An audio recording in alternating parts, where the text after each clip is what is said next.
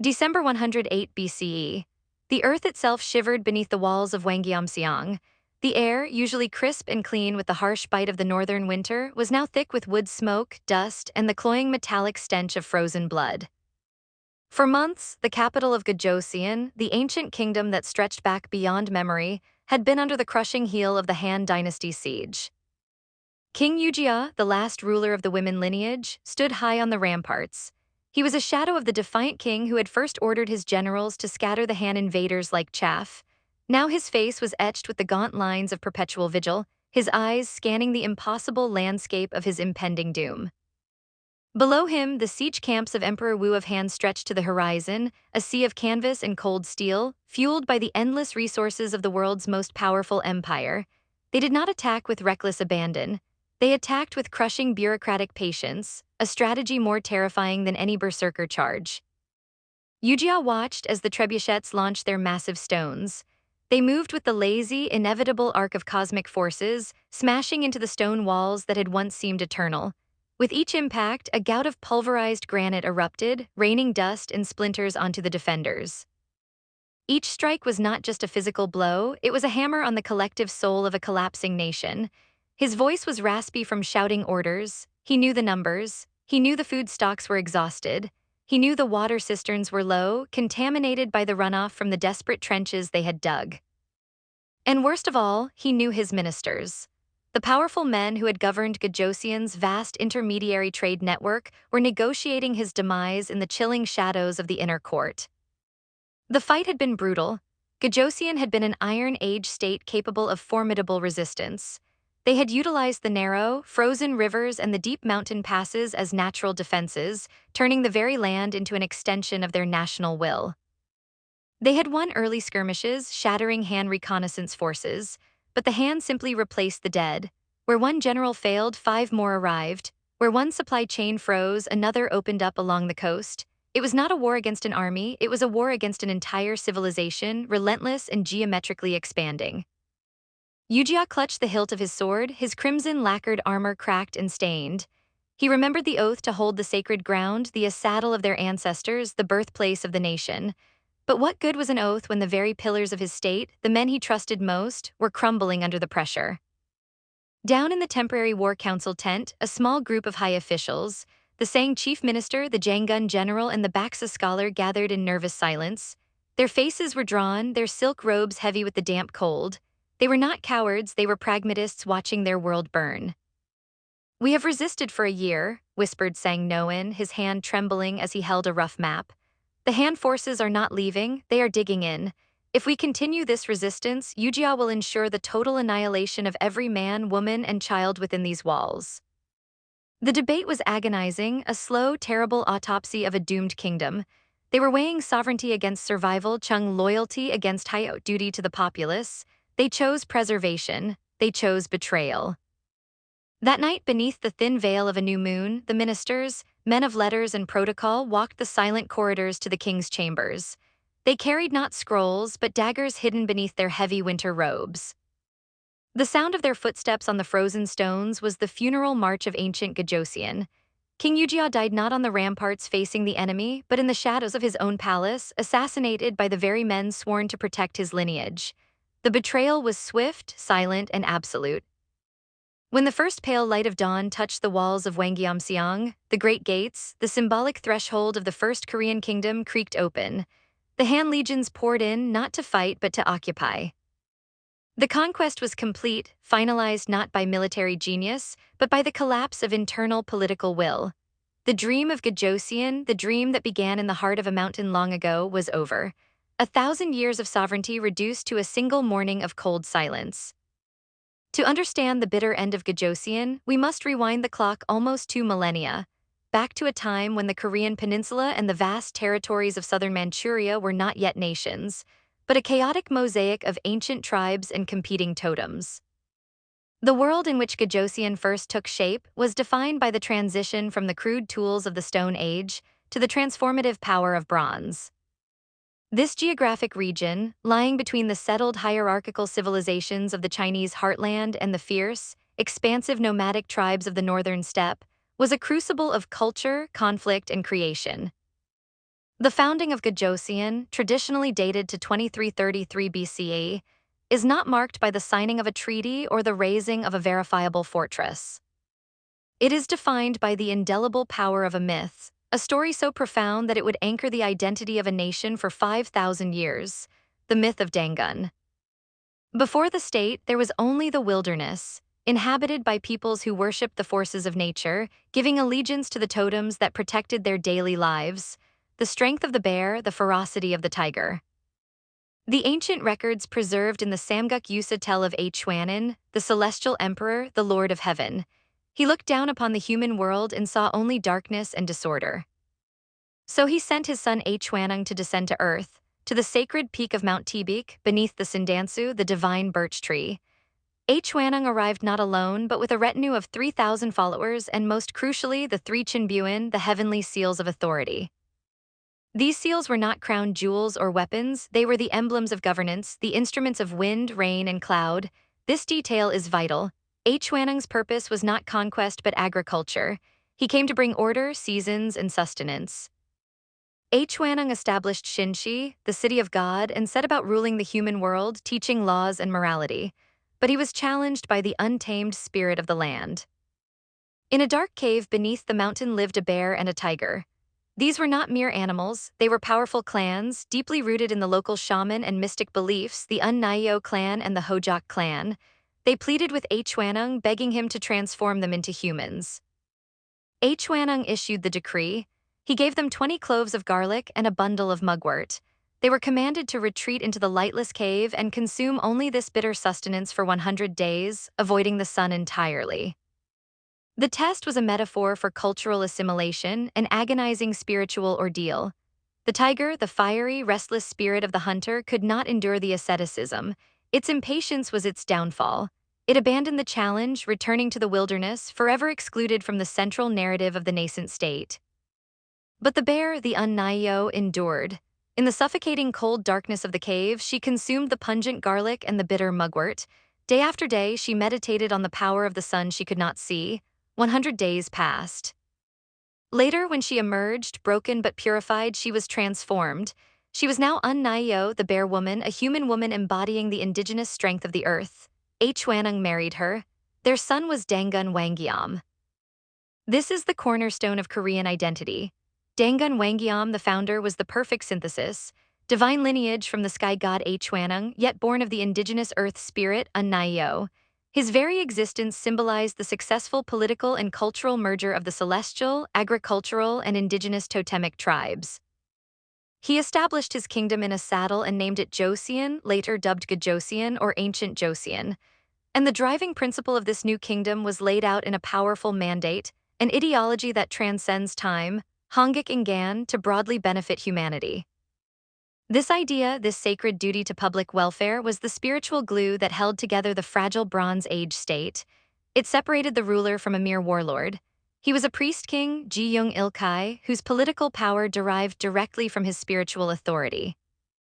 This theocratic state was deeply intertwined with the material reality of the Bronze Age. The earliest archaeological markers of this culture scattered across the Liaodong region and the northern peninsula speak of immense, organized labor. Consider the dolmens, the colossal tabletop megalithic tombs that dot the landscape. These were not built by isolated families. Their construction required the coordination of hundreds, sometimes thousands of people. These monolithic stones, weighing dozens of tons, were hauled, shaped, and erected, a feat of engineering demanding a centralized authority capable of organizing large-scale labor forces. The dolmens were the physical proof that Dangun's spiritual mandate translated into real, tangible political power. Furthermore, the material culture began to speak of military elites. The Bipahyong Dongjeom, the lute-shaped bronze sword, became the signature weapon of Go-Josun. These distinctive bronze blades, cast in specialized foundries, were status symbols and instruments of war, signaling a society where wealth was stratified and power was held by those who controlled metallurgy. The fusion was complete, a powerful unifying myth backed by the ability to move mountains and arm elites with the newest technology. Go-Josun was born not in a flash of military conquest, but in the deliberate, painful, and necessary convergence of sky and earth. But maintaining that equilibrium, particularly on the knife edge of East Asian geopolitics, would prove a fragile and ultimately tragic enterprise. Go-Josun was vast but fragile. For centuries, the priest-kings bearing the title Dangun Wangyam maintained the delicate balance between the central authority and the fiercely autonomous tribal chiefs, the Ga, who governed the outlying regions. This was the burden of the Jiyung Ilkai, unifying ritual and politics, demanding constant vigilance to prevent the state from fracturing into its constituent parts. But as populations grew and agricultural output stabilized, a deeper structural change emerged: the rise of private property. When a society moves from communal foraging to surplus agriculture, power becomes defined not by spiritual purity but by material accumulation. The legal codes of Go-Josun, known as the Paljo-Bayapjiam or the Eight Prohibitions, offer a microscopic glimpse into this stratified world. While only 3 articles survive in later records, they reveal a society grappling with wealth, crime, and class distinction. The first rule, the killer of a human shall immediately be put to death. Simple, absolute, it established the state's monopoly on violence and placed the highest value on human life and labor capacity. The second rule, one who injures others must compensate them with grain. This codified the concept of restitution and private property. Imagine a farmer, his back broken from months of tilling the heavy earth with an early bronze plow, seeing his crops ruined or his neighbor injured. The state demanded that the perpetrator repay the lost labor with the very foundation of societal wealth, grain. But it is the third rule that lays bare the cold stratification of the Bronze Age elite. One who steals shall be enslaved, forced to serve the household of the victim. If he wishes to be forgiven, he must pay 500,000 coins. Enslavement for theft. This was the institutionalization of class. It meant that labor was currency and that failure to own land or resources resulted in the loss of personal freedom. The thief lost his name and became property. The victim gained perpetual labor. This was the price of order in ancient Go-Josun. While Dangun's spiritual legacy was Hanguk and Gang-gan, the daily reality was the harsh enforcement of class division, managed by the emerging aristocracy who controlled the bronze workshops and the best agricultural land. This internal contradiction was a structural weakness, waiting for external pressure to exploit it. That pressure came not from the north, but from the west, from the heart of the emerging Chinese world. For centuries, Go-Josun had navigated the chaos of the Chinese warring states period. It was a regional power in its own right, strong enough to demand parity, even adopting the title of Wang King, placing its ruler on equal footing with the kings of Yan and Qi. But the state of Yan, situated to the west of the Liao River, grew aggressively centralized. Around the late 4th century BCE, the geopolitical equilibrium shattered. The Yan general Qin Kai led a massive invasion east. His campaign was brutal, effective, and devastating. Go-Josun suffered crushing defeat and enormous territorial loss, forced to retreat hundreds of miles eastward, ceding the rich western Liaodong region. This defeat marked the end of the idealized Dangun era and the beginning of geopolitical realism. The capital was relocated, likely moving further east and south, perhaps toward Wang Yamsiang in the Tidong River Basin, the modern Pyongyang area. The lesson learned was painful and immediate. Ideological purity and ritual authority were insufficient to guarantee sovereignty. The future belonged to those who mastered iron. The Chinese states, especially Yan, were already transitioning from the Bronze Age to the Iron Age, deploying weapons and agricultural tools far superior to Go-Josun's traditional bronze technology. Go-Josun, defeated, now frantically needed to adopt the tools of its enemy simply to survive. This desperate need for iron became the single most destabilizing factor. It demanded trade, communication, and most dangerously, migration. Then the chaos in the West deepened. The Qin dynasty, after unifying China, collapsed in bloody turmoil followed by the brutal Chu-Han contention. This upheaval sent massive waves of refugees eastward, fleeing the famine, the conscription, and the endless warfare. These weren't just displaced farmers. These refugees included seasoned soldiers, administrators, and artisans who possessed the sophisticated knowledge of late warring states' military technology and governance, the very knowledge Go-Josun desperately needed.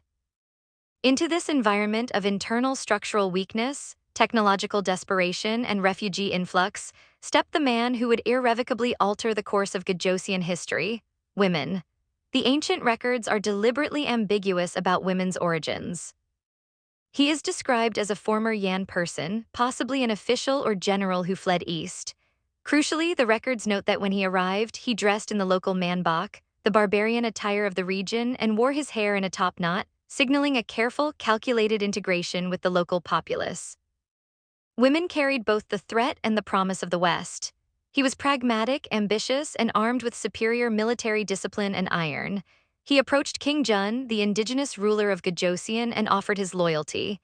He arrived with thousands of followers, a ready-made army. He promised to protect the vulnerable western frontier, the very border that Qin Kai had shattered decades earlier. King Jun, burdened by the retreat and the instability, made the fatal calculation. He saw women not as a threat but as a buffer, a shield of iron against the rising tide of continental power. He granted women enormous power, entrusting him with the defense of the region known as Siajai, west of the Pisu River. It was the inciting incident of Go-Josun's final tragic act. King Jun had placed the sharpest blade in the hands of the most ambitious man and pointed him toward the palace. Women did not wait long to consolidate his newfound authority. He did not behave like a vassal, he behaved like a king waiting for his coronation. He systematically absorbed local tribes and, crucially, incorporated the continual flow of refugees and military remnants pouring out of the newly unified, but brutally unstable Han Empire. With every displaced official and every fleeing soldier, women gained not just bodies, but expertise in administration, logistics, and most importantly, ironworking. His troops, armed with superior iron spears and blades, quickly subjugated smaller neighboring polities. The indigenous elites who resisted were purged. Those who swore loyalty were granted roles in the new, ruthlessly efficient military administration. King Jun, cloistered in Wang Yamsiang, watched the reports from the border turn from reassurance to alarm. Women's domain was becoming a parallel state.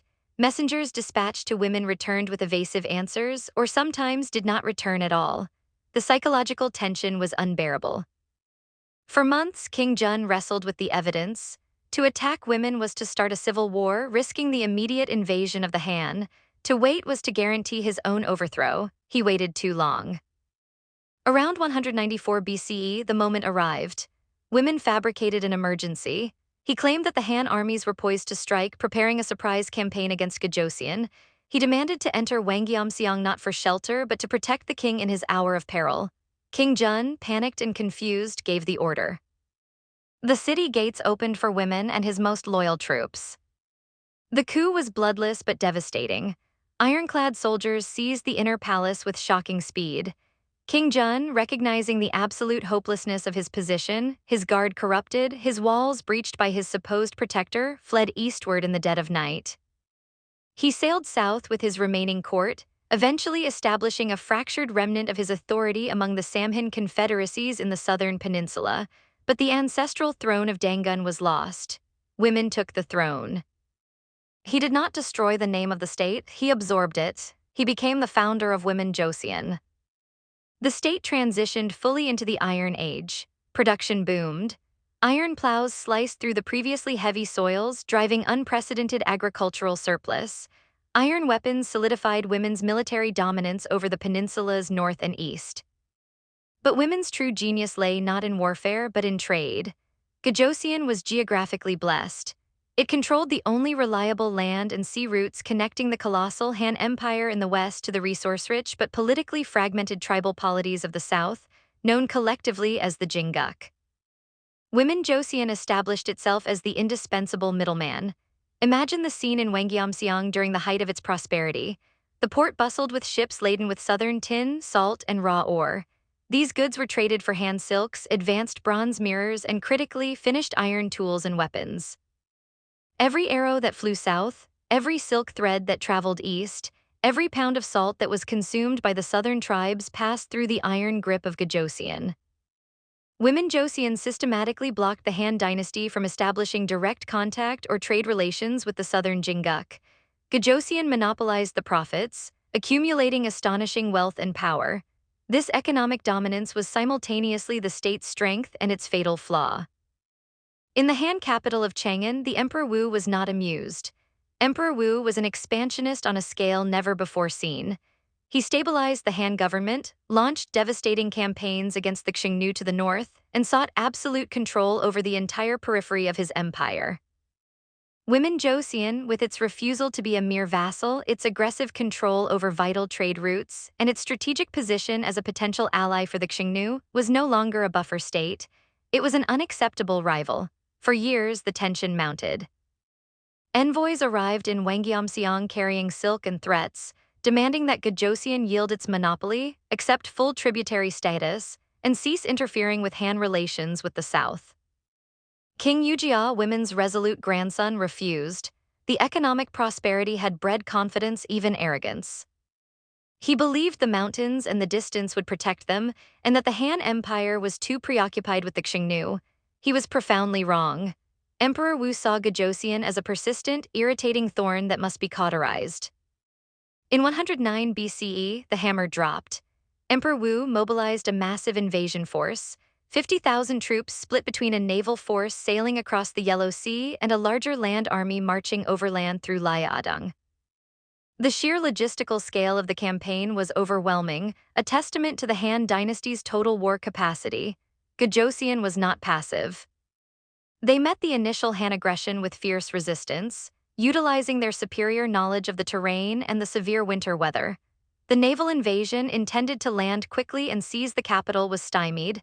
Go-Josun generals rallied their troops. In one critical sequence near the Pisu River, the Han land forces under General Zun Zhai were unexpectedly defeated. The Go-Josun army, utilizing swift, coordinated iron-armed cavalry and infantry, routed the Han column, forcing a costly retreat. The Han forces were stalled, frustrated, and internally divided, their generals bickering over strategy and accusing each other of incompetence. Go-Josun had proven that mere geography and resolve were not enough. They were capable of beating the empire on the field of battle. But the Han dynasty never surrendered. The setback merely hardened Emperor Wu's resolve. The Han forces regrouped, consolidated their supply lines, and began the inexorable siege of Wang Yamsiang. The siege dragged on, day after grinding day, month after brutal month. The initial victories faded into memory as the sheer weight of the Han countersiege technology took its toll. Food dwindled to rations of bark and boiled leather. Illness spread rapidly through the cramped, frozen city. Later, this was the moment of ultimate testing, the moment when Hanguk and Gang-gan faced its cruelest application. What benefited humanity more? A sovereign state reduced to ashes, or a surviving population under foreign rule? The ruling elite, the ministers and the powerful administrators who had grown rich on the middleman trade, knew the cost of defeat would be total genocide. They formed the Juwapa, the pro-peace faction. King Yujia, however, represented the Juwarpa, the pro-war faction. He saw the Han as an absolute corruption, a force that must be resisted until the final man. His defiance, rooted in the fierce tradition of Go-Josun independence, was absolute. The confrontation moved from the battlefield to the suffocating confines of the palace. The debates were frantic, desperate pleas disguised as political counsel.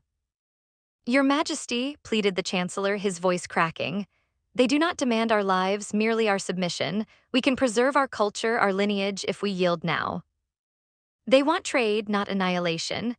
Yujia, standing by the freezing brazier, would only reply with a low, burning intensity.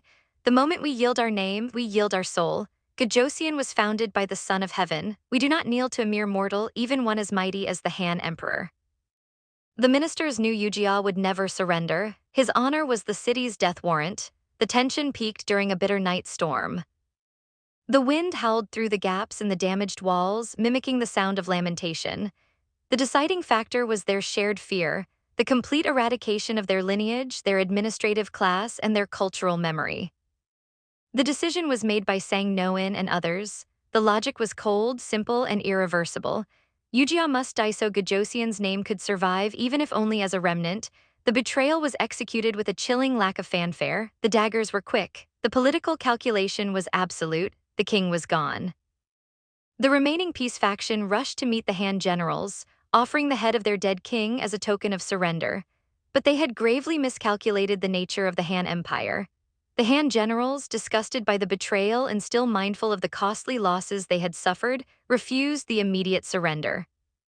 They saw the regicide not as submission, but as internal chaos that must be punished thoroughly. The Han demanded the total, unconditional submission of the city's leadership, not just the death of the king. Though the king was dead, a final, desperate resistance flared. General Xiangyi, a loyalist to the fallen Yujia, rallied the remaining forces. For several more weeks, the walls of Wang Yamsiang held against the weight of the empire, a brief, tragic burst of loyalty against the tide of political necessity. But the internal structure was broken, the administration was gone. The capital finally fell in the winter of 108 BCE. The crimson pillars of the great market halls, the curving tiled roofs of the aristocratic homes, all were silenced beneath a shroud of snow and ashes. The Han forces moved through the streets with chilling efficiency. This was not a punitive raid, it was a transition of administration. The empire had not come to loot but to govern. The immediate consequence of Go-Joseon's collapse was the formal political annexation of the northern territories. The Han Dynasty, in its meticulous bureaucratic manner, carved the former kingdom into new administrative districts, the Han Commanderies or Han Sagun. The most significant of these was the Leleng Commandery, or Nangnanggun, centered near the former capital. Leleng was not a military garrison. It was an imperial outpost designed to exert direct administrative control and cultural influence over the peninsula for the next 4 centuries. The political trauma was profound. Go-Joseon had been an indigenous state founded upon a myth of independent celestial descent. Now its very heartland was ruled by foreign magistrates, governed by Han laws, and subjected to Han taxation. The economic model was instantly inverted. The middleman trade monopoly was systematically dismantled. Han merchants now flowed freely into the region, establishing direct trade links with the southern Jin polities, eliminating the indigenous source of Go-Joseon's wealth. The cultural imposition was swift and absolute. The bronze culture that had characterized Dangun's early rule gave way entirely to the widespread use of iron. Han coinage like the Myeondojian replaced local barter systems. Han administrative methods, including sophisticated taxation and bureaucracy, were installed, replacing the simpler organizational structure of the Go-Joseon elites. But the fall of the state was not the death of the people. The immediate aftermath saw a great migration, a spontaneous diaspora of the surviving Go-Joseon elite and populace. The descendants of King Jun, who had fled women's coup a century earlier, now became a rallying point for those who refused to live under the Han yoke. They fled south, often carrying the remnants of Go-Joseon culture, technology, and political ambition with them. This wave of migration, driven by the trauma of conquest, accelerated the formation of complex political entities in the central and southern regions of the Korean peninsula. These migrating groups settled among the Jin tribes, bringing with them advanced agricultural techniques, superior ironworking knowledge, and critically, the political blueprint of a centralized state, even a defeated one. They infused the southern confederacies, the Mahan, Jinhan, and Byeonhan, with the necessary sophistication to evolve rapidly from loose tribal leagues into the powerful, organized states that would eventually become the Three Kingdoms. The political energy of Go-Joseon did not die in the siege fire, it simply relocated. Even in the north, the Han conquest was not a total victory. The establishment of the 4 commanderies was costly and difficult. General Zun Jai, who led the final charge, was later arrested and executed by Emperor Wu, a stark indication that the victory was far from the seamless, easy conquest the empire had desired. Moreover, the Han commandery system, while formidable, only held direct, tight control over the immediate Leleng-Pyongyang area. The other 3 commanderies, Lintan, Xuantu, and Zhenfan, quickly receded or were absorbed by resilient local resistance from the surrounding indigenous tribes, including the precursors of Baiyo and the emergent Goguryeo. The destruction of the first state was complete, but the spirit of resistance, steeped in the ancient myth of Dangun, was already taking root in the harsh mountainous north, preparing for the long 400-year struggle to reclaim the ancestral land. The ruins of Wang Yamsiang were buried by time and history. The Han commandery of Leleng eventually faded, conquered by the rising might of Goguryeo in the 4th century CE, but the story of Go-Joseon refused to be buried. The greatest victory of Go-Joseon was not a military one nor an economic one. It was a victory of identity. For centuries, through colonization, invasion, and division, the Korean people would look back to the Dangun myth as the essential anchor of their civilization. The founding myth is the blueprint of national character. The competition between the bear and the tiger speaks of the eternal duality of Korean identity. The patient endurance of the bear woman, the deep agricultural rootedness to the land, contrasted with the fierce, wild, and ultimately rejected nomadic spirit of the tiger. Survival, the myth insists, belongs to the patient, assimilated spirit. Even today, the concepts laid down by Dangun Wangyam resonate. The idea of Hanguk and Gang-gan, broadly benefiting humanity, is not merely an archaic phrase, it is enshrined in the modern educational philosophy of South Korea. It is the lasting spiritual mandate of the First Korean state, surviving the collapse of its bronze walls and the shock of the Iron Invasion. The history of Go-Josun is a profound study in the vulnerability of sovereignty. Its fate, a technologically sophisticated state, rich in resources and strong in resolve, yet brought down by internal division when faced with overwhelming imperial power, set a recurring tragic precedent for the next 2 millennia of Korean history. The final image is not the fall of Wang Yamsiang, but the steady, silent flight of the refugees, the descendants of King Jun, carrying the memory of Dangun Wangyam south. They carried the memory of the law, the knowledge of iron, and the belief that a sovereign state born of the heavens and the earth must rise again. Go-Josun died so that Korea could be born. Its legend is a testament to the fact that while armies may conquer territories, they can never truly extinguish the idea of a nation. That idea, forged in a dark cave and consecrated on a sacred mountain, remains the enduring legacy of ancient Go-Josun.